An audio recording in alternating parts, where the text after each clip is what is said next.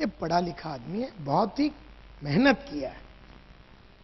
तो 8/73 में 8%, 8/73 सर्वे का नाम था। ये 8% वो आदमी है जिनको तुम झापड़ मार मार के थक जाओगे, लेकिन ये खा खा के नहीं थकेगा। बहुत ही पावरफुल आदमी है। क्या आप ये 8% में है? क्या वो 44% में है? क्या आप वो 22% में है? क्या आप वो 16% में है? क्या आप वो 10% में है? क्या आप ये 8% में है? मैं तो 8% वाला हूं।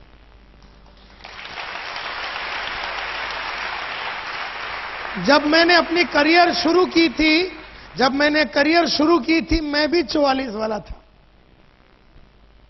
जब मैंने 1985 में यूरेका फोर्ब्स में जब करियर शुरू की थी, तब मैं भी, जब किसी के घर पे दरा good evening sir, my name is Santosh Nair, वो अगर झापड़ मारता था तो मेरे पास जवाब ही नहीं होता था। कोई फोन पे आदमी को मैं बोलता था मैं आपसे मिलना चाहता हूं, उसने कहा कि मैं नहीं मिलना चाहता हूं, तो मैं आगे बात ही नहीं कर सकता था। लेकिन फिर मैंने फोन के ऊपर बहुत बुक्स पढ़ी, सेल्स के ऊपर मैंने बहुत बुक्स पढ़ी, मार्केटिंग के ऊपर बहुत बुक्स पढ़ी, ऑब्जेक्शन हैंडलिंग के ऊपर मैंने बहुत सारे बुक्स पढ़ी। इतना मैंने, मेरे घर में आओ 425 बुक्स है सेल्स के ऊपर, 425 सेल्स का ऊपर बुक है। मेरे घर में आओ 1290 वीडियो और ऑडियो कैसेट्स है मेरे घर में, बड़े बड़े गुरु लोग के जिन्होंने सेल्स में माहिरी हासिल की। मेरे घर में आइए और मेरे पास पूरा भंडार है सेल्स का। मैं ये हूं, और यहां तक आया अपने ऊपर बहुत एफर्ट डाल के, अपने ऊपर बहुत खर्चा करके, अपना रेगुलर सर्विस करके। जैसे हम गाड़ी का सर्विस करते हैं ना, गाड़ी का सर्विस करते हैं, मोटरसाइकिल की सर्विस करते हैं, हर 2000 किलोमीटर में हम सर्विस करते हैं। कार का सर्विस करते हैं 5000 किलोमीटर में। क्यों सर्विस करते हैं? क्यों हम सर्विस करते हैं गाड़ी का? ताकि वो अच्छा चले, एन वक्त पे ब्रेकडाउन नहीं होवे, उसका प्रोडक्टिविटी या उसका एवरेज बढ़े। हम लोग जिस गाड़ी पे चढ़ के चलाते हैं, हम उसका सर्विस करते हैं, लेकिन खुद का नहीं करते जो चढ़ के बैठा है। हम लोग किताबें पढ़ना यानी सर्विस करना, ऑडियो वीडियो सुनना यानी सर्विस करना, ट्रेनिंग प्रोग्राम अटेंड करना या सर्विस करना। अभी आपको कोई पेट्रोल पंप में बेच के, खोल के सर्विस तो नहीं कर सकते ना, मतलब जिधर भी खड्डे हैं आपके, उसमें ग्रीस वगैरह डाल के।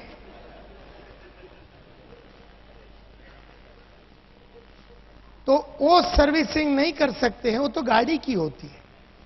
आपका कैसा होता है? Books, audios, videos, seminar, training program, ये आपका सर्विसिंग है। कई लोगों ने ये सर्विसिंग नहीं किया, बोल के वो 44 में है। थोड़ी बहुत सर्विसिंग किया, वो 22 में है। जिसने और सर्विसिंग की अपनी, वो 16 में है। जिसने और सर्विस की, वो 10 में है। जो 24 घंटा सर्विस ही कर रहा है, वो 8% है। मैं वो सेल्समैन हूं। और जब तक तुम वो लेवल पे नहीं आओगे, जैसे यहां पर जितने भी लीडर्स हैं, उन्होंने लीडरशिप के ऊपर, मेरा बाहर लीडरशिप के ऊपर कैसेट है, बहुत सारे बुक्स है लीडरशिप के ऊपर।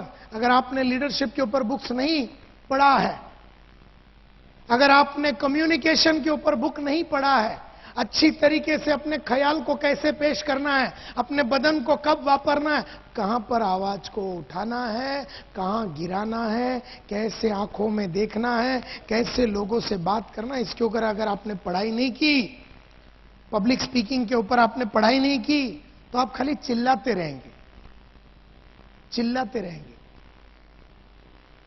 और चिल्लाना मोटिवेशन नहीं होता, डेप्थ चाहिए, पढ़ाई किया हुआ आदमी चाहिए। और पढ़ाई किया हुआ आदमी ये है, इसने बहुत मेहनत की अपने ऊपर। मेरा रिक्वेस्ट आप लोगों से यही है कि अगर जीतना है तो ये कैटेगरी में आइए, ये कैटेगरी।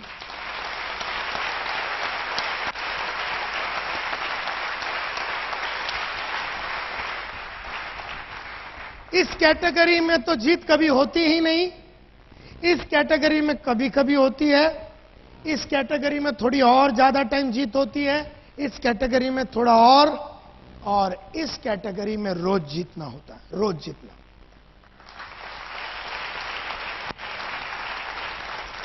तो 8/73 का 8 तो आपको समझ में आ गया, तो 73 क्या है?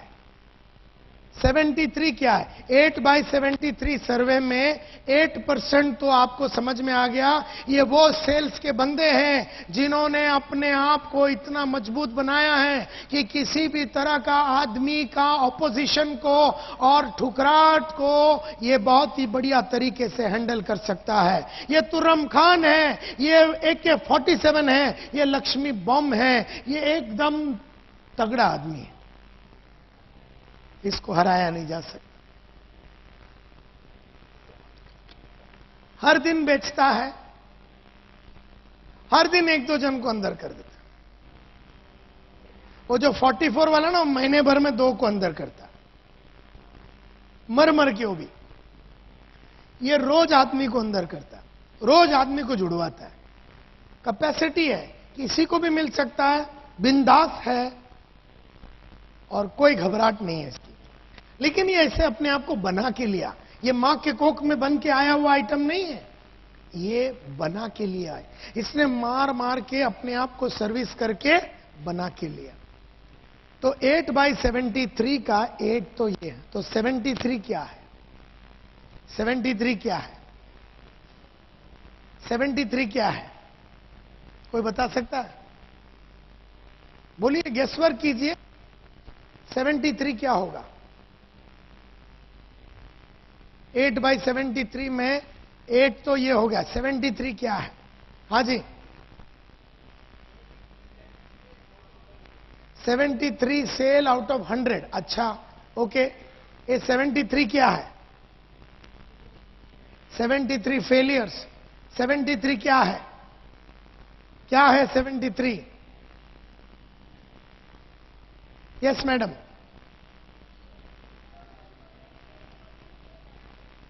73%।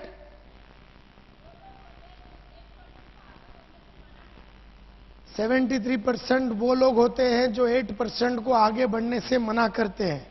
अच्छा, very close, very close, very close. Yes sir, 73% followers होते हैं ऑफ 8%।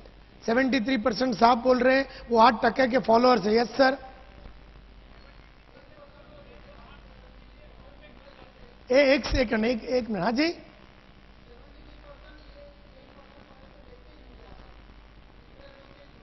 %73 वो लोग हैं जो ये 8% को देके इतने इंप्रेस हो जाते हैं कि वैसे ही जुड़ जाते हैं।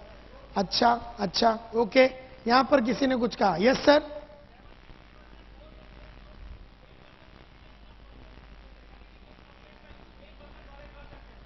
अच्छा। माय डियर फ्रेंड्स, लाइफ का सबसे बड़ा सीक्रेट आज समझ लो। 73% of all genuine customers only buy or allow you to see them after raising a minimum of 4 objections or rejection. यानी खरीदने वाला, जुड़ने वाला, हमारे धंधे में 2 चीज हो सकते हैं, या तो खरीदेगा और फिर खरीद के जुड़ेगा। खरीदने वाला और जुड़ने वाला, खरीदने के पहले और जुड़ने के पहले 4 झापड़ जरूर मारेगा। असली खरीदने वाला आदमी, असली जुड़ने वाला आदमी जुड़ने के पहले और खरीदने के पहले बेचने वाले को बराबर 4 कस के मारता है, और जब बढ़िया जवाब मिलता है चारों का तो वो जुड़ता है।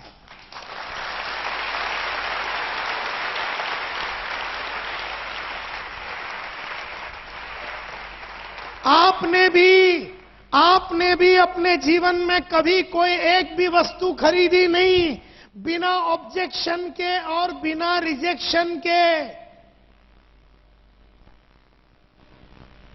अरे मैडम, आपने कभी कोई एक सलवार कमीज अहमदाबाद के गलियों में बिना सेल्समैन को ऑब्जेक्शन या रिजेक्शन दिए बिना नहीं खरीदा।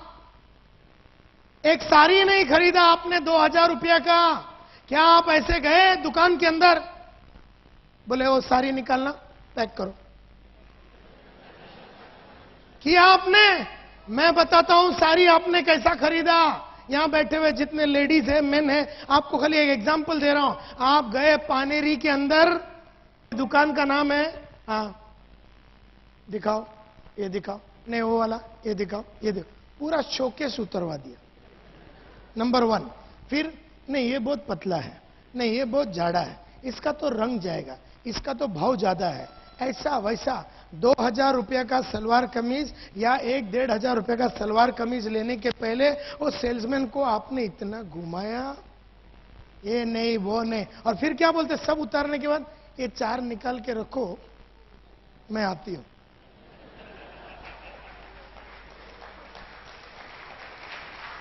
नंबर 1, अरे 2000 तो बहुत ज्यादा बोल दिया। 1 डजन केला खरीदने के पहले आपने वो पंडित तक को छोड़ा नहीं। मैं बताता हूं कितना रुपया इसका, तो वो बोला 20 रुपया। 20 रुपया? हमारा जो सीजी रोड के वो जो साइड में मार्केट है, उसमें यही केला 17 रुपए का मिलता है। वो पंडित बोलता है नहीं मैडम बहुत बाजार गर्म है, ये है वो। अच्छा नहीं ठीक है, देखो बोलो लास्ट में कितने का देगा? वो बोला नहीं मैडम बहुत बाजार टाइट है, 20 में ही दूंगा। देखो हम तो रेगुलर है, रेगुलर कस्टमर है, मैं रोज आती हूं लेने को। पंडित देखता है, साला बोले इसको तो पहली बार देख रहा हूं। अच्छा कितने में देगा लास्ट?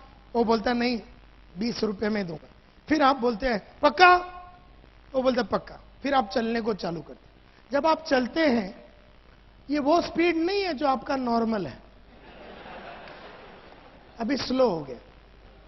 क्यों स्लो हो गया? क्योंकि अभी उम्मीद में है कि पंडित बुलाएगा। हम में से कई बेशरम लोग, पंडित ने नहीं बुलाया तो हम लोग जाएंगे, बुलाया? बोले नहीं बुलाया। अगर बुलाया होता तो कितने में देता?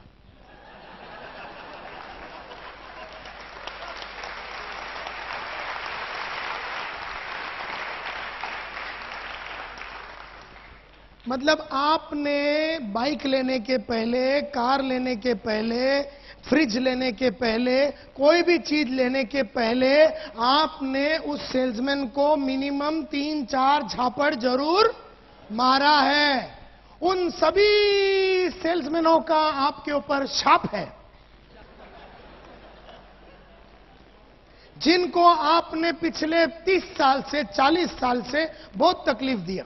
नेकलेस लेने को गया, कुछ भी लेने को गया, आपने कभी भी आपने ऑब्जेक्शन या रिजेक्शन दिए बिना कभी कोई चीज खरीदा नहीं। तो आपको क्या लगता है कि नेटवर्क मार्केटिंग में या नेटवर्क का कोई प्रोडक्ट खरीदने के पहले आपको ऑब्जेक्शन बिल्कुल नहीं मिलेगा?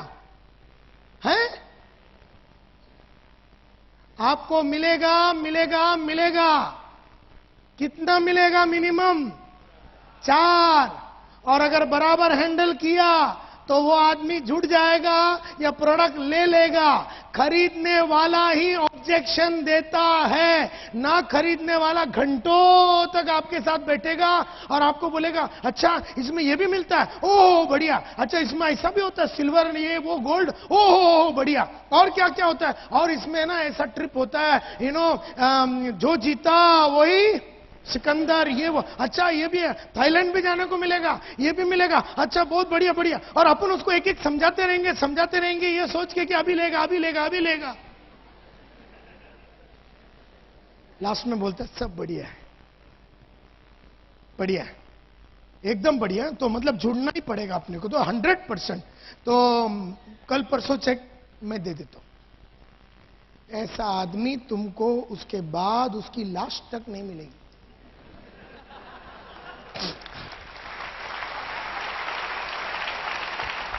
जो तुम्हारा हर बात को मान लिया, हर चीज को मान लिया, हर जुड़ने को एकदम तैयार हो गया, खरीदने को एकदम तैयार हो गया, या तो उसका चेक बाउंस होएगा।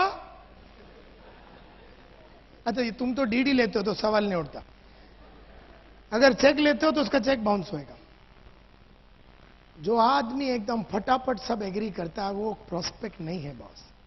जो तुम्हारे को तकलीफ देता है, 1 2 3 झापड़ मारता है, वो देख रहा है कि तुम कितने कमिटेड हो, जानकार हो, कितने गहरे हो।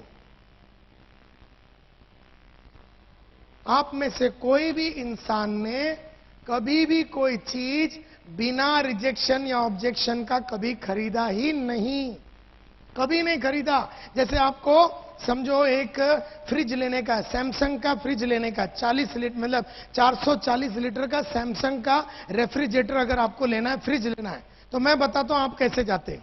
पहले तो आप दुकान में जाते हैं, तो वहां पर वीडियोकॉन पड़ा हुआ है, बीपीएल है, एलजी है, और यहां पर आए तो सैमसंग का पूरा रेंज पड़ा हुआ है। आप आ गए वो सामने, तो सामने एक पीछे पीछे आपका एक आ गया वो सेल्समैन। अब वो सेल्समैन जो है 8% वाला है समझो, वो आ गया पीछे पीछे, बोले मैडम क्या चाहिए, सर क्या चाहिए आपको। आप बोलते मेरे को सैमसंग का 440 लीटर का मेरे को रेफ्रिजरेटर लेना है। तो बोलता बढ़िया, देखिए ये सामने जो है वो 440 है, ये 440 लीटर का। तो अभी आप अपना चालू करेंगे। कोटा कितना है आपका? कितना झापड़ का कोटा है? 4। अभी देखो आप डांस चालू करोगे। सुना है तुम्हारा जो सैमसंग है उसका सर्विस बहुत खराब है। तुम्हारा बाप ने भी कभी सुना नहीं, लेकिन तुमने छोड़ दिया। अभी प्रॉब्लम किसका है? सेल्समैन का। तुम्हारे को कुछ नहीं, तुमने एक सुरी छोड़ दिया और बोला हमने सुना है। तुमने कभी सुना ही नहीं, हमने सुना है तुम्हारा सर्विस बहुत खराब है। अब ये जो 8% वाला सेल्समैन है, ये बहुत ही तगड़ा सेल्समैन है, इसने तुम जैसे बहुतों को खेला है। बोलता है देखिए मैडम, आप यही चाहते हैं ना आपको कभी कोई तकलीफ नहीं हो आपके सर्विस में, तो मुझे खुशी है बताते पिछले 4 साल से सैमसंग को इंडिया का नंबर 1 कंज्यूमर सेटिस्फैक्शन में अवार्ड मिला है। अवार्ड मिला 4 साल से कि हम सबसे बढ़िया सर्विस देते हैं। और आपको बिल्कुल चिंता करने की जरूरत नहीं, क्योंकि अभी अहमदाबाद में हमने मोबाइल सर्विस उतार दिया, जिसका मतलब है कि मारुति वैन 4 घंटे के अंदर, आपने फोन किया तो 4 घंटे के अंदर हमने सर्विस नहीं दिया तो सर्विस फ्री। तो आप बोलते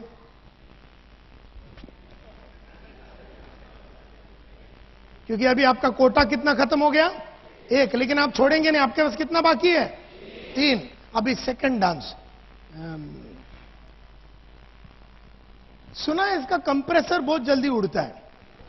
अभी आपको यह भी नहीं मालूम कंप्रेसर अंदर है कि बाहर है। एक प्रॉब्लम किसका है?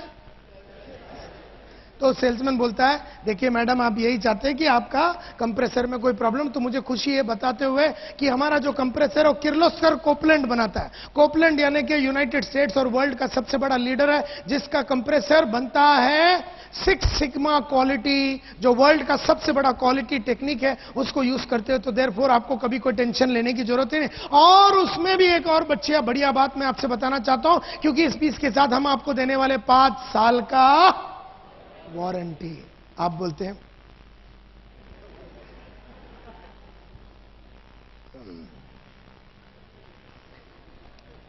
कितने का है?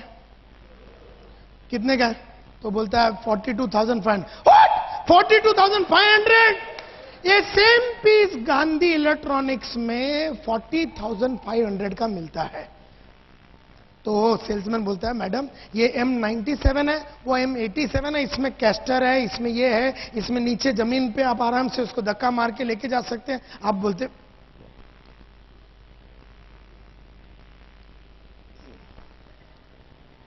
अभी आपका कोटा एकदम खत्म सा हो गया, तो अभी क्या बोलने का? तो अभी आप क्या करेंगे, उधर एक व्हाइट कलर का फ्रिज पड़ा हुआ है, ब्लू कलर का है, रेड कलर का। आप बोलेंगे क्रीम नहीं, क्रीम क्रीम।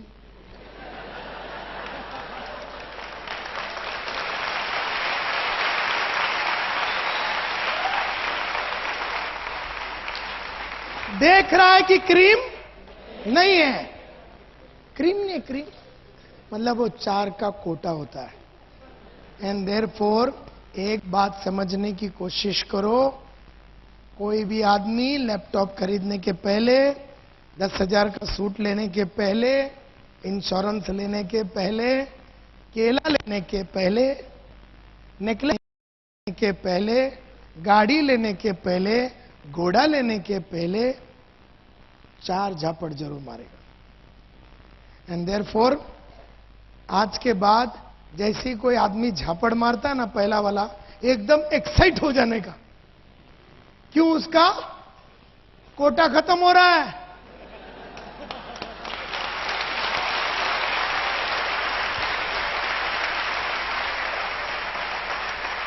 वो बोलता है मेरे को, बोलता है आपका प्रेजेंटेशन तो बहुत बढ़िया हुआ, टैगोर हॉल में आपका बढ़िया प्रेजेंटेशन हुआ, लेकिन आई एम नॉट इंटरेस्टेड। तो इसने कोटा का पहला वाला फेंका, एक्साइट हो जाओ, बढ़िया सा जवाब दो, और दूसरा वाला देगा और भी खुश हो जा। सेकंड दिया तो एकदम पागल हो जाने का, थर्ड दिया तो साले को लपक के चुम्मा लगा डालने का।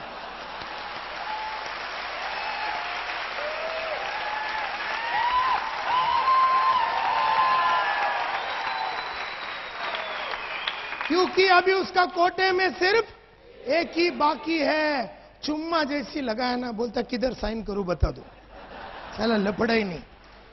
सो कहने का मतलब ये है माय डियर फ्रेंड्स, बन जाओ वो 8% वाला, और बन जाओ वो आदमी develop the habit of getting rejected. ये बढ़िया आदत है, एकदम फैंटास्टिक आदत है। जिसने ये आदत डाल दी, रिजेक्ट होने की आदत डाल दी, वो आदमी को कभी लाइफ में कोई प्रॉब्लम नहीं होता। So this is a beautiful habit, एकदम बढ़िया हैबिट है ये, develop the habit of getting rejected. हम में से कईयों को रिजेक्शन अच्छा नहीं लगता, मेरे को तो रिजेक्शन बहुत अच्छा लगता है, क्योंकि जैसा पहला रिजेक्शन, सेकंड, थर्ड, मेरे को मालूम है चौथे में वो आएगा। तो मेरे को तो रिजेक्शन देने वाले तो मेरे को तो उससे बहुत प्यार है। जो रिजेक्शन नहीं देता ना, जो सब मेरी बात मान लेता है, मेरे को जरा उस पर डाउट रहता है। वो खरीदेगा नहीं, वो खाली एम पण चाहिए, एम चाहिए, थाईलैंड पण, बैंकॉक एम सिल्वर पण, गोल्ड, ओ वेरी नाइस, एम करवानो एंड लिस्ट बनो, ओ वेरी गुड। मारो तो जुड़वानो है, इसका बाप भी जुड़ेगा नहीं साला कभी।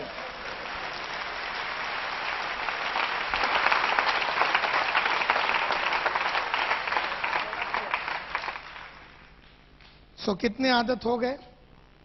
2। एक तो पहला प्रोस्पेक्टिंग हैबिट, दूसरा हैबिट था कॉलिंग या इनवाइटिंग हैबिट। तो जब भी किसको इनवाइट करते हो ना, तो बस उसी को ढूंढना जो तुम्हें रिजेक्ट कर रहा है और 4 दे रहा है। 4-5 देगा फिर ले लेता, लेकिन तब तक अपन खड़ा रहना चाहिए। वो 1 दिया तो तू भागना नहीं। हम में से कई लोग ना मेंटली पहले वाले में गिव अप कर देते हैं, और 40 मिनट उसके साथ खड़े रहेंगे, लेकिन हमने मन में सोच लिया ये जुड़ने वाला नहीं है। मैं तो 40 मिनट खड़ा हूं तो 41 मिनट तक चक्कर चलाते रहूंगा जुड़ने के लिए। अब तीसरा हैबिट, उसका नाम थोड़ा अंदर चला गया, सेलिंग हैबिट। सेलिंग हैबिट में मैं सिर्फ इतना बताना चाहता हूं कि नेटवर्क मार्केटिंग में जब किसी को बेचने को जाते हो, आपकी बेचने की चाहत उसकी ना खरीदने की चाहत से ज्यादा होना चाहिए।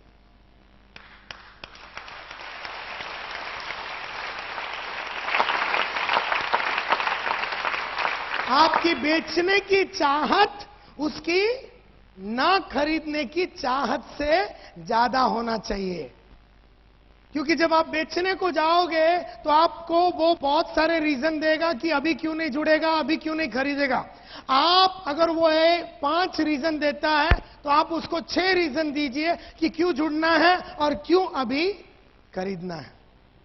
तो आपकी बेचने की चाहत उसकी ना खरीदने की चाहत से ज्यादा होना चाहिए। अगर आपने ये आदत नहीं डाली जानबूझ के, अगर ये आदत नहीं डाली, कौन सी आदत? आपकी बेचने की चाहत उसकी ना खरीदने की चाहत से ज्यादा वाली आदत अगर आपने जानबूझ के नहीं डाली, तो अनजाने में कौन सी आदत डाल दोगे? अनजाने में आपको उसकी ना खरीदने की चाहत आपकी बेचने की चाहत से कम हो जाएगी। ये अगर आप डाल दोगे तो प्रॉब्लम हो जाएगा। और जो जीता वही सिकंदर। आप बेचने को जाओगे, क्यों लेना चाहिए, तो वो भी तो बेच रहा है कि मैं क्यों नहीं लूंगा। जब मैं आपको बेचने को आ रहा हूं कोई चीज, तो आप मेरे को, मैं आपको बोल रहा हूं आप इसलिए खरीदो, आप मेरे को बोलेंगे मैं इसलिए खरीदूंगा नहीं, मैं बोलूंगा इसलिए खरीदो, आप बोलेगा इसलिए नहीं खरीदूंगी, मैं बोलता हूं इसके लिए खरीदो, आप बोलेंगे इसलिए नहीं खरीदेंगे, मैं बोलता हूं इसके लिए आप जुड़ो, आप बोलते मैं इसके लिए नहीं जुड़ूंगा। मतलब मेरा आपको समझाने का चाहत आपका ना समझने का चाहत से ज्यादा होना चाहिए। अगर ये आदत नहीं डालोगे, अनजाने में हम घर से ही तैयार होके जाएंगे, कुछ होने वाला तो नहीं है, फिर भी जाके देखते हैं, तो आप तो घर से ही हार के जा रहे हैं। आपको उस आदमी के घर तक जाने की जरूरत ही नहीं है, आप तो ऑलरेडी हार गए और वो तुमको वहां पर 3-4 बातें बोल के और हरा देगा। एंड देयरफॉर सेलिंग हैबिट में हमेशा मैं ये बोलता हूं, unless you have deliberately form the habit of calling on prospect determined to make him, आप उसको समझाओ कि क्यों जुड़ना है, आप उसको बताओ क्या फायदा है। वो आपको बोलेगा फायदा नहीं है। आप उसको बताओ 10 बातें, वो आपको बताएगा 11 बातें, आप उसको बताओ 12वां बातें, वो आपको बताएगा 13वां बातें, आप उसको बताओ 14वां बातें। मतलब आपकी बेचने की चाहत उसकी ना खरीदने की चाहत से ज्यादा होना चाहिए। And that is a habit. अगर ये आदत, ये भी आदत है, ये सब आदत है, ये आदत नहीं डालोगे तो फंस जाओगे। नहीं तो वो आपको समझा देगा कि वो क्यों नहीं खरीदेगा, और आप समझ जाएंगे। और आप समझ गए कि क्यों वो नहीं लेना चाहता, तो कौन हारा, हम हारे। ये समझ लेना।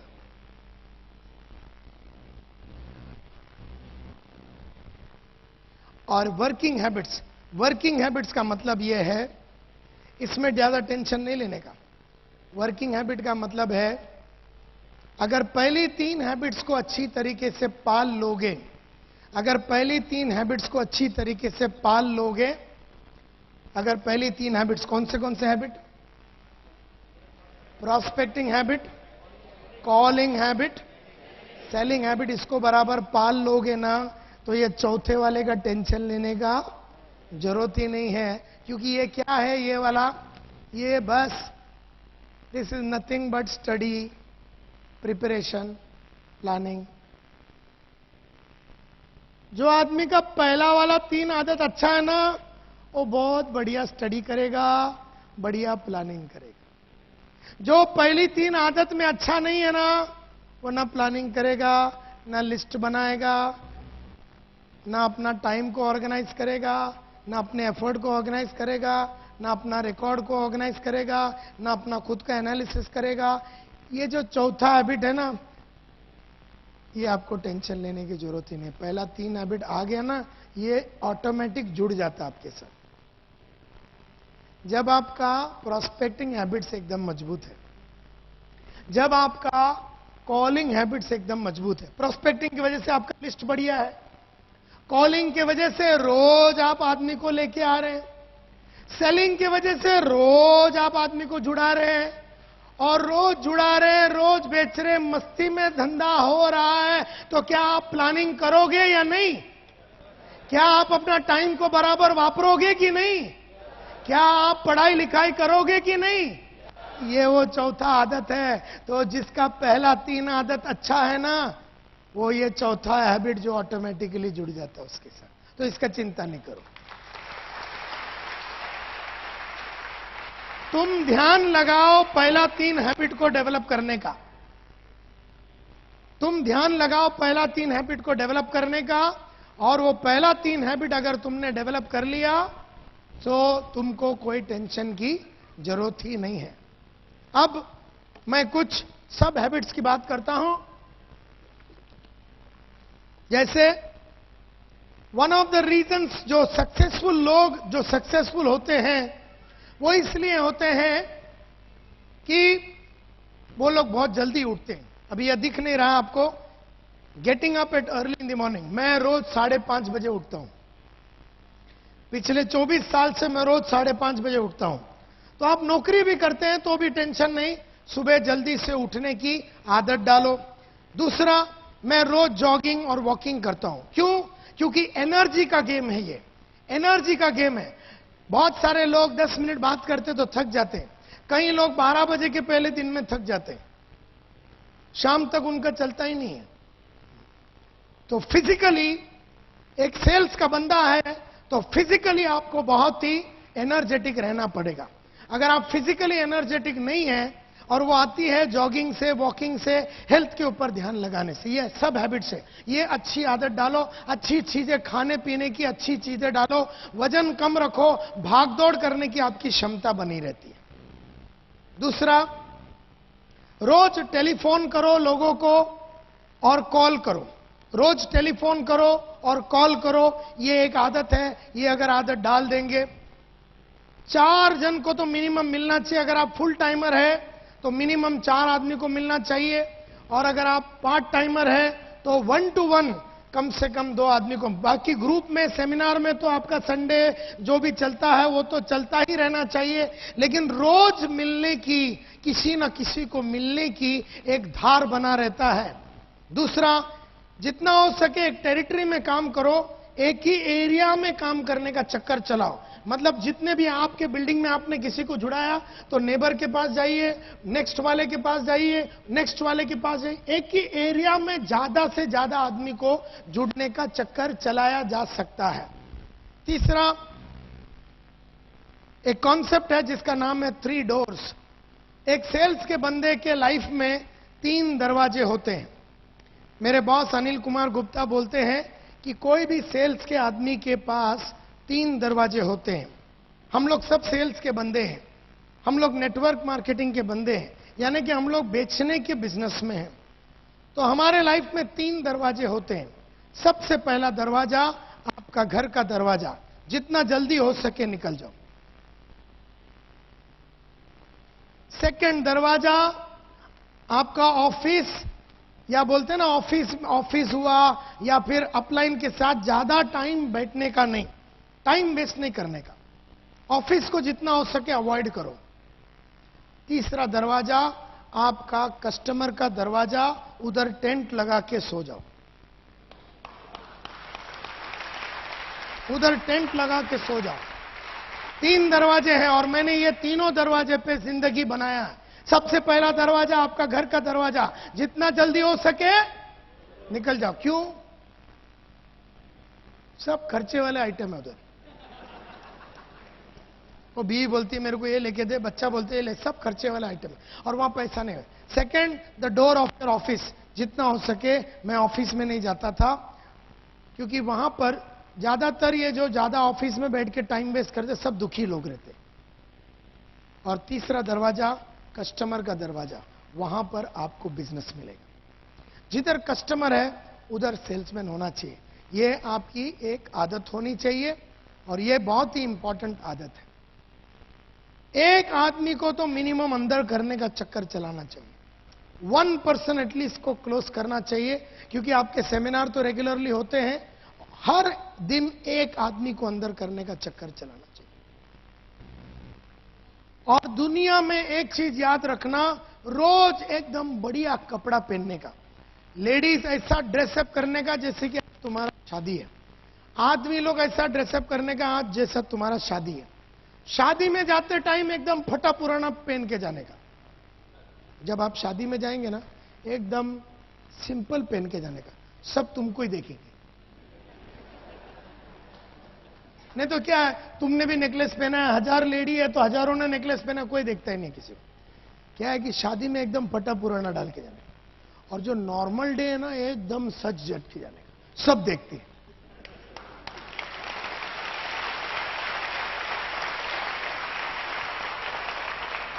सब देखते हैं, सब तो मेरा ये फॉर्मूला रहा है, जब भी मैं बिजनेस में जाता हूं I am very well dressed. जब मैं शादी विधि पे जाता हूं एकदम सिंपल। तो बिजनेस में भी लोग अपने को ही देखते हैं, शादी में भी अपने को ही लोग देखते हैं। ये गेम है। दूसरा, जितना हो सके फैमिली को इन्वॉल्व करो। जितना हो सके फैमिली को इन्वॉल्व करो, हस्बैंड वाइफ, अगर बड़े ग्रोन अप बच्चे इन्वॉल्व करो, क्योंकि ये बिजनेस में फैमिली का सपोर्ट बहुत ही इंपॉर्टेंट होता है। मैं तो एक और चीज बोलूंगा आपको कि डेलीगेट कर दो ऐसे हर वो चीज जिसमें पैसा नहीं मिलता ना, तो सब डेलीगेट कर दो, सब डेलीगेट कर दो, दूसरे से कराओ। जैसे मैं ना अपना गाड़ी चलाता हूं, ना मैं ऑफिस में चेकबुक साइन करता हूं, ना कोई चीज खरीदता हूं, ना घर में कोई रिपेयर वर्क ये वो, मैं कोई नॉन रेवेन्यू जनरेटिंग काम नहीं करता। नॉन रेवेन्यू जनरेटिंग काम, मैं सिर्फ रेवेन्यू जनरेशन काम करता हूं। यानी मैं आपके सामने खड़ा हूं तो भी पैसा मिल रहा है। मेरे पहले लोग आ गए, सब सेट हो गया। मेरे 3-4 असिस्टेंट घूम रहे इधर, उन्होंने माइक सेट कर दिया, वो मेरे पहले आए, उन्होंने स्क्रीन सेट किया, मेरा लैपटॉप मेरे से पहला आया, पानी मेरे से पहला आया, माइक मेरे से पहला आया, सब सेट हो गया। मैं ऐसा कोई काम नहीं करता हूं जिसमें रोकड़ा नहीं आता।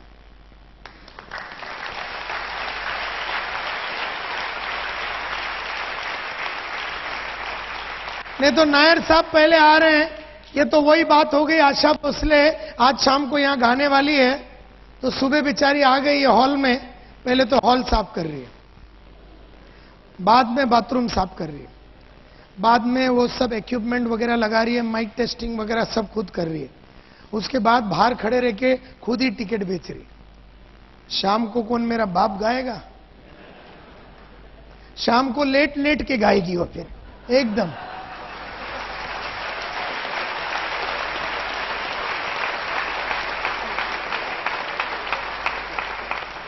आशा भोसले को पैसा मिलता है गाना गाने के लिए, नायर साहब को पैसा मिलता है गाना गाने के लिए, तुमको पैसा मिलता है गाना गाने के लिए। गाना अच्छा गाओ, दुनिया भर का फालतू चीजें करके थक न जाओ।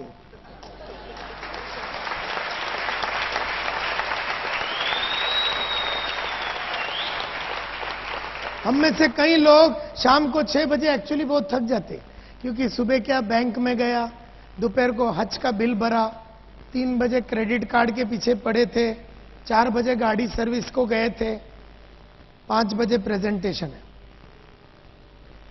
मैकेनिक के मफत देंगे अपन, समझा कि नहीं? और तुम साला गुजराती लोग को कीड़े ज्यादा ही होते।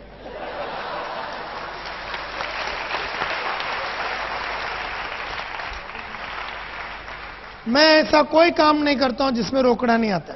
अब ये वीडियो वाले, ये जो वीडियो वाले हैं हमारा, आपने मेरे से कभी बात किया ये वीडियो शूटिंग करने का? मैं तो आपका नाम तक नहीं जानता हूं। किसने मेरे कंपनी से बात किया आपसे? मैं नहीं जानता हूं। मेरा टिकट किसने बुक किया? आनंद ठाकर। क्या मेरा इधर आने का पूरा सिलसिले में मैंने कभी तुम्हारे से बात किया कि मैं कौन से फ्लाइट में आऊंगा, कौन से फ्लाइट में जाऊंगा, कौन से होटल में रहूंगा, मेरे को कौन उठाने को आएगा, कौन मेरे को सुलाने को आएगा? मैंने कभी बात किया तुमसे? मेरे को तो तुमने डायरेक्ट इधर ही देखा कि नहीं?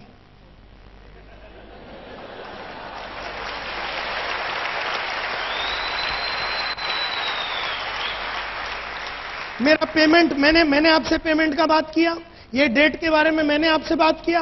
मैं तो खाली रोकड़ा।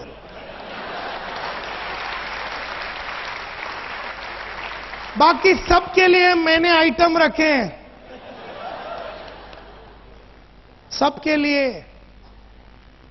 अरे यहां तक के अभी आपने अगर मेरे को विजिटिंग कार्ड दिया, जैसा अभी आपने मेरे को यहां पर विजिटिंग कार्ड दिया, नीरव भाई ने मेरे को विजिटिंग कार्ड दिया, समझो, तो मैंने ये विजिटिंग कार्ड जो है ना, ये मोबाइल में मैं एंट्री नहीं मारता, मैं खाली विजिटिंग कार्ड। प्रवीण, मालूम है तेरे को ये टेक्निक?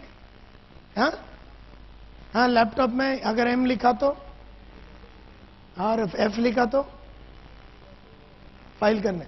मेरा पर्सनल असिस्टेंट है किरण, मेरा पर्सनल असिस्टेंट है किरण बंबई में। अब मैं कार्ड पे, ये नीरव का कार्ड में लिखूंगा एम, एम लिखूंगा और मेरा पर्सनल असिस्टेंट को दूंगा, किरण बालू नायक। अब ये पूरा डिटेल वो मोबाइल में एंटर करेगा। नीरव, वो मोबाइल लेगा मेरा, उसमें लिखा नीरव NIRAVPATEL, ये नंबर, इसमें रोकड़ा नहीं आता बॉस।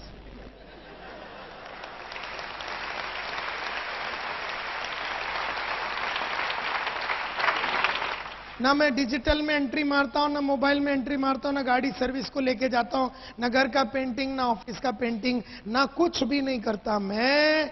मेरा बस चले तो मैं नंगा होके खड़ा हो जाऊं, कोई मेरे को नहला के देवे तो 2000 उसको भी दूं।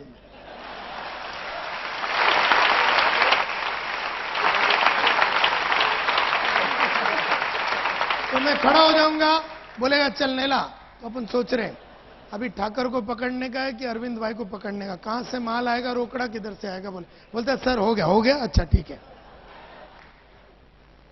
मैं सिर्फ रोकड़े वाला काम करता हूं। मेरे को कभी भी तुम ऐसा कोई काम करते हुए नहीं देखेगा जिसमें पैसे नहीं आ रहे। लेकिन उसके लिए, सबके लिए मैंने 4000 वाला, 3000 वाला, 5000 वाली, 8000 वाला, 2000 वाला, सबको मैंने सेट करके रखा और मैं सबको पालता हूं, क्योंकि मैं खाली माल कमाता हूं। हम में से कई लोग सब काम खुद ही करते हैं। हम अगर धंधे वाले हैं तो हम खाली रेवेन्यू जनरेशन एक्टिविटी करना चाहिए, बाकी सब डेलीगेट कर देना चाहिए। बेचने का जिधर है ना, बेचने का, खड़े रह के जरा फंडे पिंडे मारने का, उधर बराबर डांस करने का और पूरा दिन उसकी तैयारी करने का, कैसे बात करूंगा, किसको पटाऊंगा, किसको लूंगा, क्या डायलॉग मारूंगा। पढ़ाई लिखाई करो, बेचो, पढ़ाई लिखाई करो, बेचो, बीच का सब काम आइटम लोग से कराओ। मार्केट में होलसेल में मिलते हैं।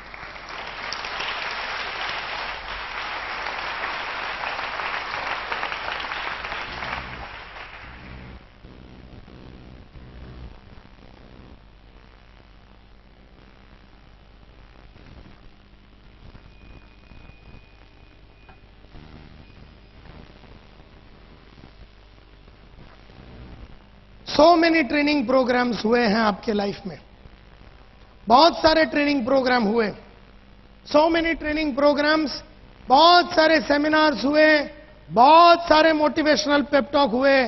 कभी अरविंद खड़ा हो गया, तो कभी आनंद खड़ा हो गया, तो कभी नीरव खड़ा हो गया। बड़े बड़े नेटवर्कर को दिल्ली बिल्ली इधर उधर से सब जगह से बुलाया और हर टाइम हम लोग यहां पर आए और ये सब ट्रेनिंग प्रोग्राम, सेमिनार वगैरह अटेंड किया। और हर ट्रेनिंग प्रोग्राम के बाद हमने मन में सोचा, साला अभी तो सुधर जाऊंगा, अभी तो बस सर आनंद साहब लिख लो। ये महीने से आपने बराबर मेरे को आज समझाया कि पिछले 3 महीने से मैंने काम नहीं किया, लेकिन आपका आज का जो टॉक था ना आनंद भाई, हिला डाला। बस ये महीने से 10-10 आदमी को मैं जोड़ने वाला है। आप लिखो।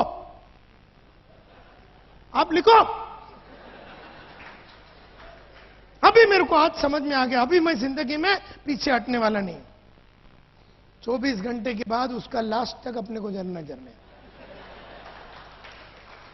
हर ट्रेनिंग प्रोग्राम में हर आदमी बोलता है कि मैं कुछ करूंगा, मैं कुछ ये करूंगा, मैं ऐसा कर दूंगा, एंड मैं जला दूंगा, हिला दूंगा, ये कर दूंगा, वो कर दूंगा।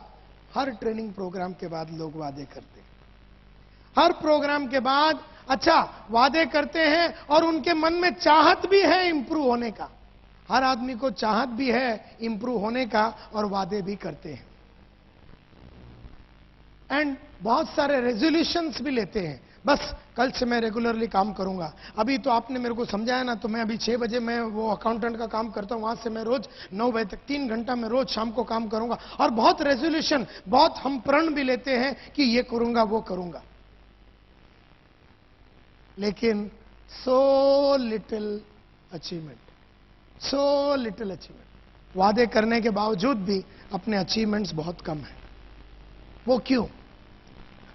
वो इसलिए क्योंकि वादे करना एक बात है, निभाना अगली बात है।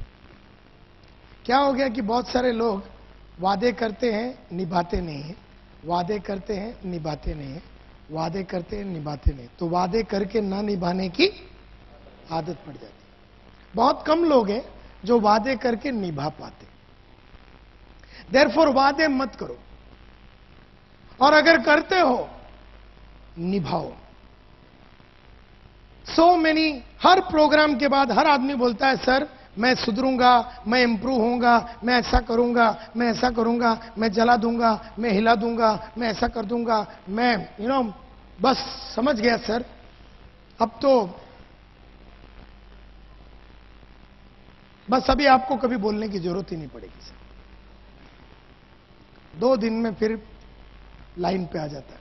क्योंकि क्या है, अगर आपने आज वादा किया ना कि मैं फील्ड पे जाऊंगा, तो आज सुबह या आज शाम को आपको जाना है, फिर कल सुबह उठ के फिर वादा आने का, और कल फिर जाना है, और परसों फिर उठना है और वादा करना है और फिर जाना है, और तरसों फिर उठना है और वादा करना है और फिर जाना है, और उसका अगला दिन फिर वादा करना है और फिर एक्चुअली जाना है। देयरफॉर अगर आपने वादे करके अगर गए ने ना बीच में, तो आप सीधा 0 पे आ जाते।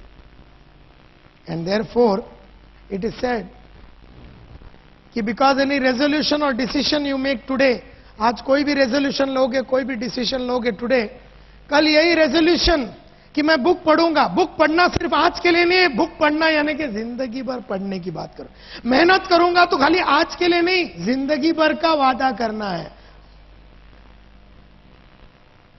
ऑडियो वीडियो सुनूंगा नायर साहब, खाली ये महीने में नहीं, मई में, जून में भी सुनना पड़ेगा, जुलाई में भी सुनना पड़ेगा, 2007 में भी सुनना पड़ेगा, 2008 में भी सुनना पड़ेगा, 2009 पे भी सुनना पड़ेगा, 2010 के लिए भी सुनना। मैंने पढ़ने की आदत, रोज 1 घंटा पढ़ने की आदत 1985 में डाली, आज 2007 हो गया, 22.5 साल से रोज पढ़ता हूं।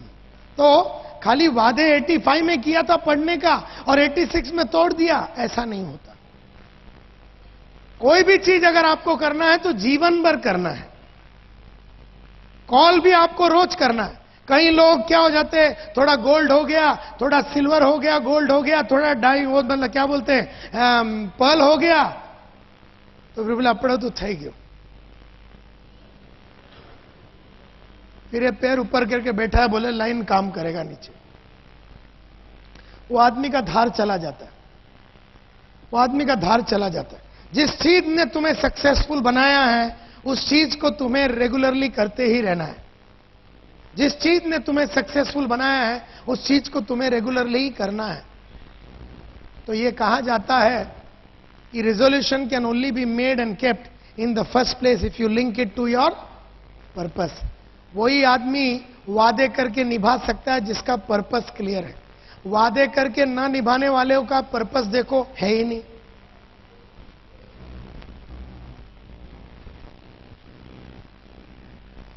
Purpose must B big. Purpose बड़ा होना चाहिए, पर्पस छोटा नहीं होना चाहिए। पर्पस सेंटिमेंटल होना चाहिए,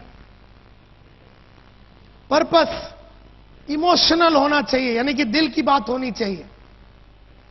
purpose must be continuous, purpose continuous होना चाहिए। एक के बाद एक, एक के बाद एक, एक के बाद एक, एक के बाद एक, एक के बाद एक, एक के बाद एक, एक के बाद लाइन से ऐसा 5 साल में कम से कम 30 पर्पस लाइन से लगे हुए। ऐसा पर्पस होना चाहिए। यह नहीं कि अपने कोई घर लेने का, 2 बेडरूम हॉल किचन लेने का, एक पर्पस। और क्या हो जाता है, बहुत मेहनत करके नेटवर्क में बहुत मेहनत करके बहुत एफर्ट डाल के इधर उधर भाग भाग के एक घर ले लिया।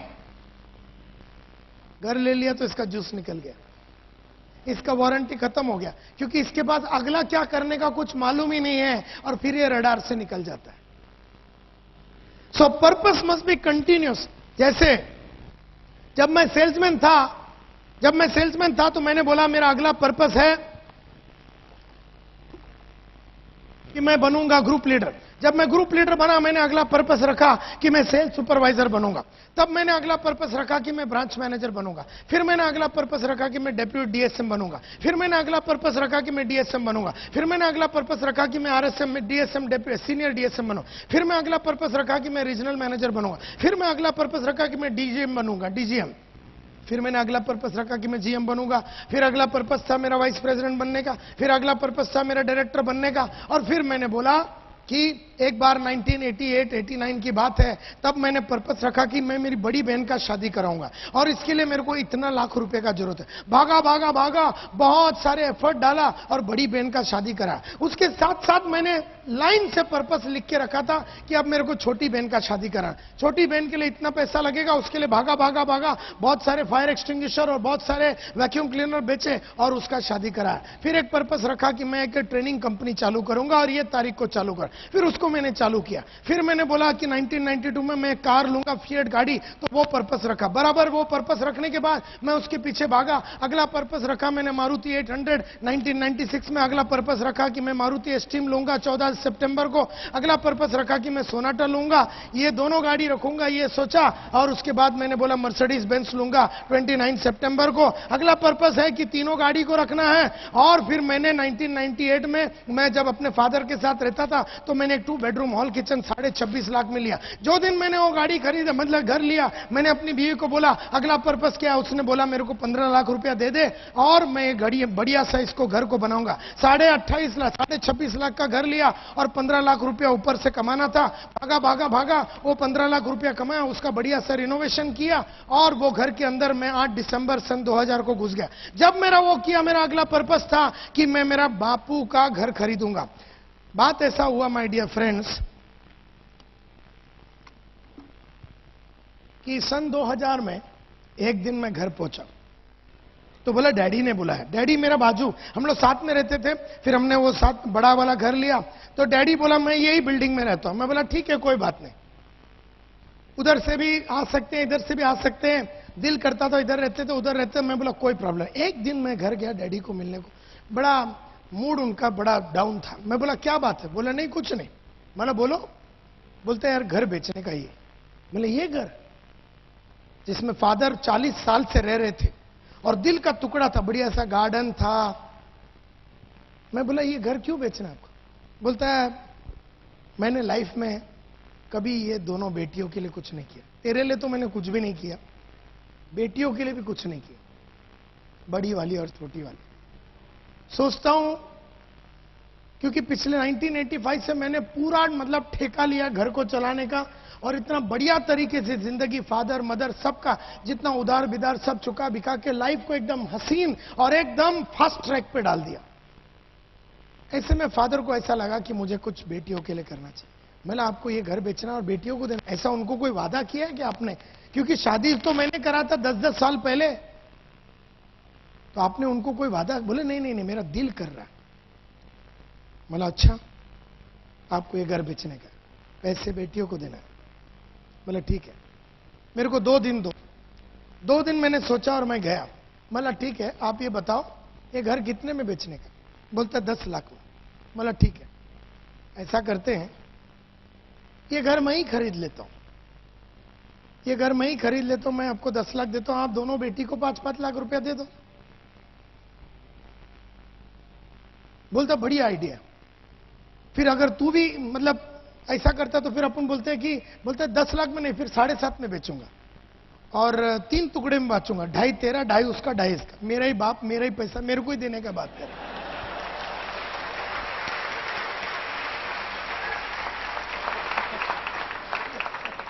मैं बोला ठीक है, तो 7.5 में आप मेरे को बेचो, तो यानी कि 2.5 लाख मेरे को बड़ी और छोटी को देना है, बराबर? बोले ठीक है। और मैंने थोड़े दिन में काम करके पैसे कमा के 10-15 दिन में मैंने पैसे कमाए और फादर को जाके मैंने 5 लाख दिया, जो उन्होंने बड़ी बहन को दे दिया और छोटी बहन को दे दिया। घर अभी भी उनके नाम पे है। अगर कल मेरा बापू बोलता है ना मेरे को ये घर बेचने का, मैं फिर खरीदेगा और फिर उनके नाम पे रखेगा। और परसों अगर उसको वापिस बेचने का, मैं फिर अपने बाप के लिए इतना नहीं किया तो साला अपन लोग घूम के क्या फायदा।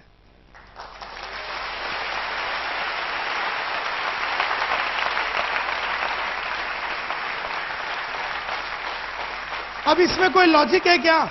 इसमें कोई लॉजिक है? अपना ही बाप का घर बार बार खरीदता है, उसको पैसे देते हैं और उसी के नाम पे रखते हैं अपन घर, इसमें कोई लॉजिक है?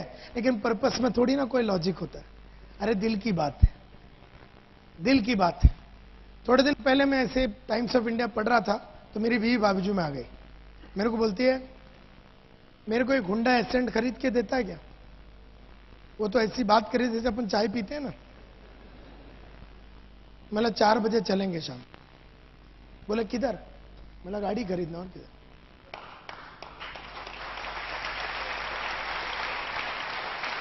अरे अगर उसको दिल किया 10 बजे तो शाम को 4 बजे डिलीवरी होना चाहिए, नहीं तो अपन साला मर्द बन के काय को घूम रहा है। यानी अपने बीवी और बच्चों का सपनों को पूरा करने का ताकत रखना चाहिए। फिर मैंने बोला अभी मैं एक ऑफिस खरीदूंगा। ताबड़तोड़ मैंने एक ऑफिस खरीदा, 26.5 लाख रुपए का। फिर मैंने बोला इसके ऊपर मैं 10 लाख रुपया खर्चा करूंगा और ये तारीख को मैं इनॉग्रेट करूंगा। फिर मैंने अभी मैंने एक ऑफिस का, मैंने बहुत टाइम पहले सोचा था कि ये तारीख को 30 मई के पहले, मैं 30 मई को मैं अपना एक नया ऑफिस खरीदूंगा। काफी दिन पहले ही मैंने वो ऑफिस 60 लाख रुपए में खरीद लिया, अभी रिनोवेशन चालू है। फिर मैंने बोला कि मैं खुद तो वर्ल्ड में पूरा ट्रैवल किया है, लेकिन अभी वर्ल्ड में सबको लेके घूमने, वो सब तारीख तय हो गया है। और उसके बाद मैं जब एक जमाने में मेरा इंश्योरेंस सिर्फ 25,000 रुपए का था, 1997 में मैंने पर्पस रखा कि 4 करोड़ रुपए के लिए मैं अपने आप को इंश्योर करूंगा।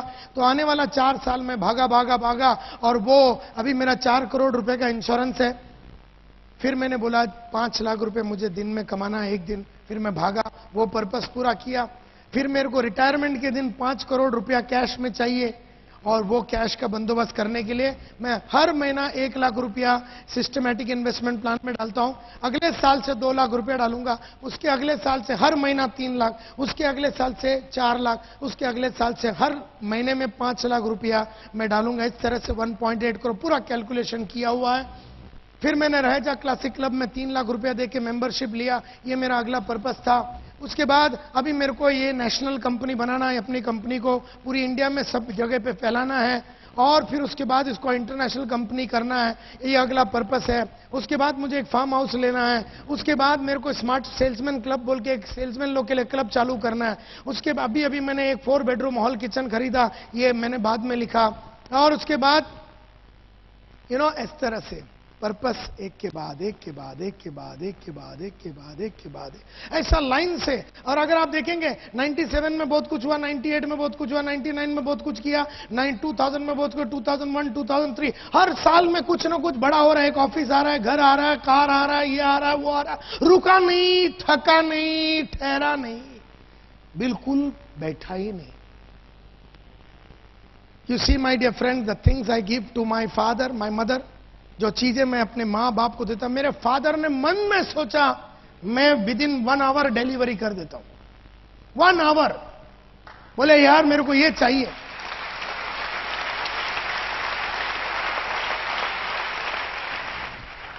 The things I give my wife and my children. मेरे थोड़े दिन पहले बच्चे ने बोला पप्पा मैंने नैनीताल नहीं देखा। मैंने अगला फोन उठाया, मैंने कृष्णा एडवेंचर्स, प्रयाग जोशी बोल के जो ट्रैवल एजेंट है, मतलब प्रयाग, और मैंने कैलेंडर निकाला कब, मेरे पास 10 दिन है। मैंने बोला ये 10 दिन चलेंगे? बोले हाँ चलो नैनीताल। बुकिंग हो गया, एयरलाइन बिरलाइन होटल बिटल सब सेट कर दिया। The things that I do to my wife, my children, the things I give my sisters, friends, colleagues. Purpose must be smart and not visionary. Purpose smart होना चाहिए, SMART, S specific, M measurable, A attainable, R realistic, T time bound. इन्हें मेरे को घर लेना है, 1400 square feet का घर लेना है, CG रोड में लेना है, 14 जनवरी 2008 3 बजे दोपहर को लेना है। क्या ये स्पेसिफिक है? यस और नो? क्या इसको मेजर किया जा सकता है? क्या ये टाइम बाउंड है? हां, तो पर्पस वैसा होना चाहिए। पर्पस विजनरी नहीं होना चाहिए। जैसे सर घर लेना है, कब लेगा तू घर? कब लेना है सर? कब लेते हैं सर? जरा सेट हो जावे ना, लेते हैं। कब? 2-3 साल में लेते हैं। 2 या 3 साल सर, 3 साल में। 3 साल में कभी लेंगे? हम लेते हैं सर 2009 में ले लेंगे घर। 2009 में कब? दिसंबर, क्योंकि उसके आगे कोई महीना ही नहीं है। दिसंबर में लेंगे। तारीख 31, क्योंकि 41 तो है नहीं तो साला 41 तू पकड़, 41 पकड़ लेता है, क्योंकि 31 है तो बोल के उसको पकड़ा। तो अभी लिख दे। अभी लिख कैसे देंगे सर? सो बहुत जन का ना जो पर्पस है वो खाली विजन में होता है, ख्यालों में होता है, मन में होता है, लिखा हुआ कुछ भी नहीं। लॉजिकली देखा जाएगा तो जैसी जिंदगी चल रही है वैसे जिंदगी को चलाया देना जाना चाहिए। लॉजिकली देखा जाएगा तो पैसे कमाने की जरूरत नहीं है। लॉजिकली देखा जाएगा तो कुछ बड़ा बनने की भी जरूरत नहीं है। लॉजिकली देखा जाए तो सिल्वर भी रह जावे 50 साल तो कोई फर्क नहीं पड़ने वाला। लॉजिकली देखा जाएगा तो डायमंड बनने की जरूरत ही नहीं है। लॉजिक में कोई मस्ती नहीं है बॉस। लॉजिकली देखा जाएगा तो मैं आज भी एक न्यूज़पेपर वेंडर रह सकता था। Purpose must not be logical. Purpose logical नहीं होना चाहिए, क्योंकि there is no inspiration in logic. Logic में कोई इंस्पिरेशन नहीं है, because there is no courage in logic. Logic में कोई करेज नहीं, अपने काबिलियत का एक्सप्लॉइटेशन नहीं होता। लॉजिक में देर इज नो हैप्पीनेस। क्या लॉजिक है अपने बाप को घर को बार बार खरीदने? क्या लॉजिक है अपनी बीवी ने 10 बजे बोला तो 4 बजे डिलीवर? क्या लॉजिक है अपने बच्चे ने बोला नैनीताल जाना तो ठग करके अपने? लॉजिकली देखा जाएगा तो ये सब पॉसिबल भी नहीं है, ये सब करने की जरूरत नहीं। लॉजिकली देखा जाए तो हीरो होंडा में तुम्हारा अंतिम संस्कार हो सकता है। लॉजिकली देखा जाएगा तो अगला गाड़ी लेने की कोई जरूरत नहीं। लेकिन फिर लॉजिक में अपने ताकत का इस्तेमाल भी तो नहीं होता है, अपने में कैपेसिटी है इसका मालूमात भी तो नहीं होता। सिर्फ लॉजिक में सेटिस्फैक्शन होता है।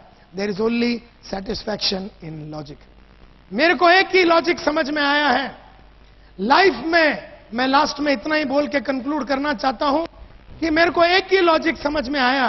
The only logic that I have understood is that the more I do for my wife, the more I do for my sister, the more I do for my father, the more I do for my mother, the more I do for my staff, the more I do for my business partner, the more I do for my upline, the more I do for all of them, the more I do for myself. जितना मैं औरों के लिए करता हूं उसमें तो अपना हो ही जाता। अपनी बीवी का गाड़ी खरीद के देने के चक्कर में मेरा मर्सिडीज तो आ ही जाता है। अपने बाप का सुकून देने के चक्कर में मेरा ऑफिस तो आ जाता है। अपने डाउनलाइन और अपने बिजनेस पार्टनर्स, अपने साथ जो जुड़े हुए बिजनेस पार्टनर्स के लाइफ को बनाने में अपना लाइफ तो ऑटोमेटिकली बन जाता है। अपने अपलाइन के लाइफ को बनाने के चक्कर में अपना लाइफ तो बन जाता है। अपना बाप का और बीवी का और बच्चों का, स्टाफ का और अपने साथ जुड़े हुए स्टाफ का और लोगों के साथ उनका लाइफ को बढ़िया बनाने के चक्कर में अपना लाइफ तो बढ़िया बन ही जाता है।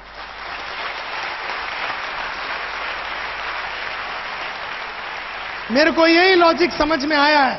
The more I do for my upline, जितना मैं अपना अपलाइन के लिए करूंगा, जितना मैं अपना बिजनेस पार्टनर्स के लिए करूंगा, उतना मैं अपने लिए कर रहा हूं। देयरफॉर मैं कभी घबराता नहीं हूं ज्यादा काम करके ऊपर वाले को माला माल बनाने के, क्योंकि ऊपर को माला माल बनाने के चक्कर में मैं ऑटोमेटिकली माला माल बन ही जाऊंगा। तो ये जो मेरा विश्वास है कि मैं जितना दूसरों के लिए करूंगा उतना मैं अपने लिए ही कर रहा हूं।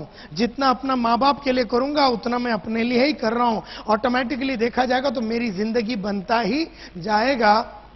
एंड देयरफॉर एक ही चीज मैं बोलना चाहता हूं अंत में, unconditionally surrender yourself to your purpose.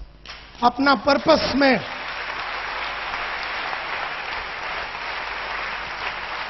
Unconditionally अपने पर्पस को सरेंडर कर दो।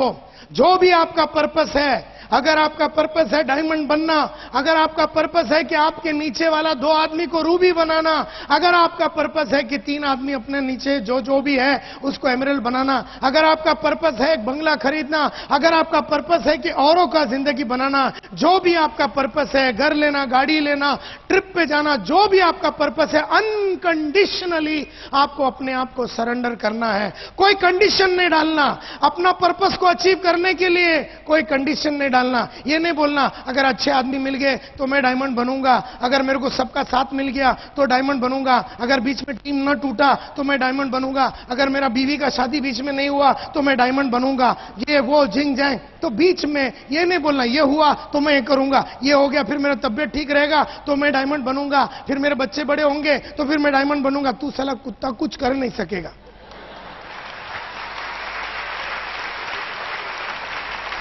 क्योंकि करने के पहले ही तूने इतना कंडीशन डाल दिया कि ये होगा तो मैं करूंगा, ये हुआ तो मैं करूंगा, ये नहीं हुआ तो नहीं करूंगा, ये हुआ तो ये। तूने इतना कंडीशन डाला, तेरे को कुछ करने की जरूरत ही नहीं, क्योंकि कुछ होने वाला है ही नहीं, होने वाला ही नहीं है। ये तो वही बात हो कि महात्मा गांधी फ्रीडम फाइट के टाइम पे कंडीशन डालता है। जरा ध्यान से सुनो, गांधी जी का पर्पस क्या था? गांधी जी का पर्पस क्या था? एक ही लक्ष्य था, एक ही पर्पस था। क्या? फ्रीडम, आजादी। गांधी जी का पर्पस था आजादी। उस पर्पस और गांधी के बीच में कोई लफड़ा नहीं चाहिए। लेकिन जस्ट इमेजिन करो, गांधी जी फ्रीडम के लिए फाइट करने के लिए तैयार हो गए और बोलते हैं देखो मैं फ्रीडम के लिए फाइट करूंगा, सैटरडे संडे फाइट नहीं करूंगा, और शाम को 6 बजे के बाद फाइट नहीं करूंगा क्योंकि अपना सेटिंग है कस्तूरबा के साथ। और तुम बोलते हो इधर से डांडी चल के जाओ, मेरे से चल के जाने को नहीं होगा, तुम गाड़ी का बंदोबस्त करो। और तुम बोलते धोती बीती में जाओ, मेरे को 3 पीस सूट लेके जाओ। और मैं बोलता हूं मेरे को अगर इन्होंने डंडे बिंडे से मारा ना तो मैं बिल्कुल फाइट नहीं करूंगा। और मेरे को साल का 21 दिन प्रिविलेज लीव चाहिए, 14 सिक लीव चाहिए, 7 कैजुअल लीव चाहिए। तुमको क्या लगता अपने को फ्रीडम मिलता? क्योंकि गांधी ने अगर इतना कंडीशन डाला कि शाम को कस्तूरबा को मिलना है, 6 बजे के बाद नहीं करूंगा, संडे फाइट नहीं करूंगा, सैटरडे फाइट नहीं करूंगा, काय का फ्रीडम मिलता था अपने को? तो फ्रीडम के लिए कंप्लीट सरेंडर लगता है। मैं ये नहीं बोलता हूं कि तुम इस देश का फ्रीडम के पीछे फाइट करो, कम से कम साला खुद का फ्रीडम के लिए तो फाइट कर।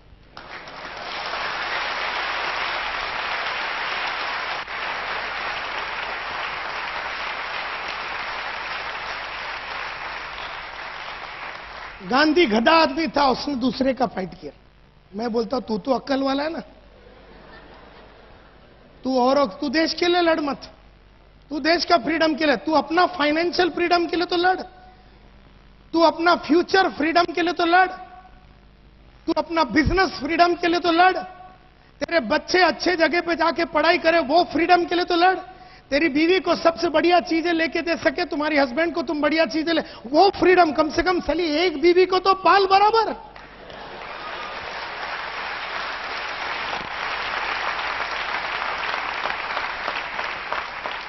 अरे एक को तो पेरिस दिखा, अरे एक को तो सिंगापुर दिखा, अरे एक को तो एक गाड़ी लेके दे। अपने बच्चों के लिए तो कर, औरों का तू छोड़ दे, अभी टेंशन मत ले, कम से कम अपना फ्रीडम के तो लड़। So unconditionally surrender yourself to your purpose. Unconditional, कोई कंडीशन मत डालो। धूप रहेगा तो मैं काम नहीं करूंगा, ठंडी रहेगा तो ये होएगा, बाढ़ आया तो नहीं करूंगा, ये ट्रेन चालू नहीं है तो मैं करूंगा नहीं, बस चालू नहीं है तो मैं करूंगा नहीं, विरार से बंबई में वो अभी ब्लॉक चालू है रेलवे तो मैं लेट आऊंगा। Don't put any conditions, don't put any conditions. कोई भी जो टारगेट है, कोई भी जो लक्ष्य है, कोई भी जो आपका पर्पस है, उसके और आपके बीच में किसी तरह का कंडीशन नहीं चलेगा। जब आपने कंडीशन के बिना अपने आप को सरेंडर कर दिया जैसे गांधी जी ने किया, तो आपका जीवन का फ्रीडम आपको नजर आने को चालू हो जाएगा। और ये सब चीज करने के लिए एक स्पिरिट ऑफ ए फाइटर लगता है। आपके अंदर वो फाइटर है। आप यहां पर बैठे हुए 1200 लोगों के अंदर वो फाइटर का स्पिरिट है। हर इंसान को भगवान ने बनाया था लड़ने के लिए और जीतने के लिए। आदमी ने अपने आप को निकम्मा बना दिया कंडीशन डाल डाल के। अपने अंदर वो स्पिरिट है। यहां बैठा हुआ हर आदमी डायमंड बन सकता है। यहां बैठा हुआ हर इंसान महीने का 2 से 3 लाख रुपया कमा सकता है। यहां बैठा हुआ हर इंसान की बीवी को सब कुछ अचीवमेंट हो सकता है। यहां बैठा हुआ हर इंसान का बच्चे सबसे बढ़िया कॉलेज और स्कूल में जा सकता है। यहां बैठा हुआ हर इंसान हर वो सपना, हर वो चाहत को पूरा कर सकता है जो उसके दिमाग में और दिल में आवे। यहां बैठा हुआ हर इंसान के अंदर एक फाइटर का स्पिरिट है। जावेद अख्तर का रोटोमैक पेन का एड मेरे को याद आता है। जब उसने, वो पेन का नाम था फाइटर, जब जावेद अख्तर ने यह कहा था कि फाइटर हमेशा जीतता है। जिंदगी है तो ख्वाब है तो मंजिलें हैं, मंजिलें हैं तो फासले हैं, फासले हैं तो रास्ते हैं, रास्ते हैं तो मुश्किलें हैं, मुश्किलें हैं तो हौसला है, हौसला है तो विश्वास है कि फाइटर हमेशा जीतता है, हमेशा जीतता है।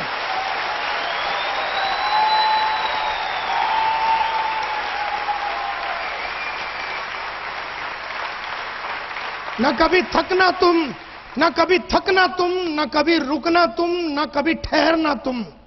कभी नहीं थकना, कभी नहीं रुकना, ना फिजिकली, ना इमोशनली, ना साइकोलॉजिकली, ना स्पिरिचुअली, ना इमोशनली, कभी थकना नहीं। अपने आप के अंदर इस तरह का जुनून और आग भरो, क्योंकि आग कभी ऊपर के तरफ ही जलती है। कभी आग को देखा है नीचे की तरफ जलते हुए? कुछ भी डालो वो ऊपर ही जाती है। उसमें केरोसिन डालो तो ऊपर जाती है। अपने आप को ऐसा बना दो कि अपना अंदर जितना नॉलेज हो सके भर डालो, जितनी अच्छी काबिलियतें हो वे भर डालो, जितनी अच्छी अच्छी आदतें सब भर डालो। जितनी अच्छी चीजें भरोगे वैसा आप आग में तकते रहोगे। और आग ही आग में जब आदमी तकता है और जब तब के वो बड़ा इंसान बनता है, तभी वो एक रोल मॉडल बनता है। उसको देख के दूसरे उसके माफत बनने की चाहत को पैदा करता है। आपको मिलने के बाद लोगों के मन में इस तरह का विश्वास आना है कि मुझे इस इंसान के माफत बनना है, और आप लोग सब कर सकते हैं, ऐसा मेरा 100% विश्वास है। Thank you very much.